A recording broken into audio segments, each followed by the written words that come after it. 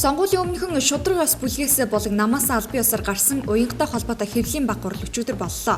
Тодорхойлбол тусгаар тогтнол эв нэгдлийн намын удирдах зөвлөлийн гишүүд болох амар тайван сайн төр нарын хүмүүс тусгаар тогтнол эв нэгдлийн намын дарга гэгдээд байгаа.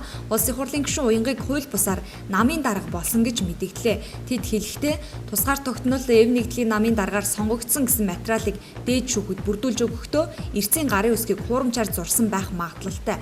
Тиймээс үүнийг шалгуулахын тулд бид дээд шүүхэд хандна гэж мэдээлжээ. Эсэлтийн ерөнхий шалгалт өчигдөр орон даяар монгол хэл бичгийн шалгалтаар эхэлсэн. Эсэлтийн ерөнхий шалгалтанд нийтдээ 37200 залуус оролцохоор бүртгүүлсэн байна. Гэтэл шалгалтын байр тодорхойгүйгээс монгол хэл бичгийн шалгалтаа олон хүүхэд өгч чадаагүй үлдсэн байна.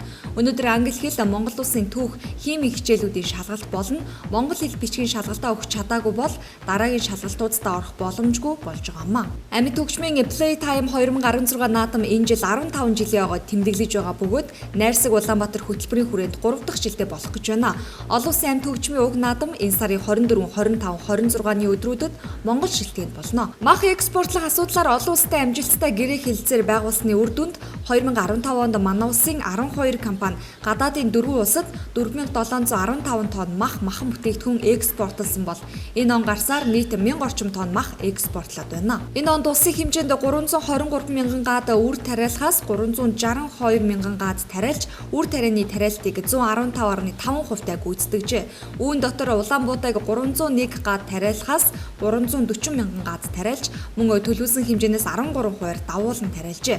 Ингэснээр энэ хаврын үр тариа тэр дундаа Улаанбуудын тариалтын ажил амжилттай дууссан байна. Монгол Улсын засгийн газар Хөгжлийн банктай хамтран Чингис Бонд Экспо үзэсгэлэн худалдааг өчигдөр хотын төв талбайд зохион байгууллаа. Үзэсгэлэнд Чингис Бондоос санхүүжилт авсан 129 аж ахуй нэгж байгууллагууд оролцож төслийн үр дүнгээ танилцуулсан байна. Ажилтан бүсгүйгээ зодож ёс бусаар хүчирхээсэн гэх хэрэгт холбогдуулан Төв аймгийн Баян Чандман сумын засаг даргын орлогч Ханбаатрын хэргийг шүүх хурал Сонгон хайрхан дүүргийн эрүүгийн эргийн анхан шатны шүүхэд өчигдөр боллоо. Шүүхээс түнд 9 жил чанга дэглэмтэй хорих ангид хорих ял оноожээ.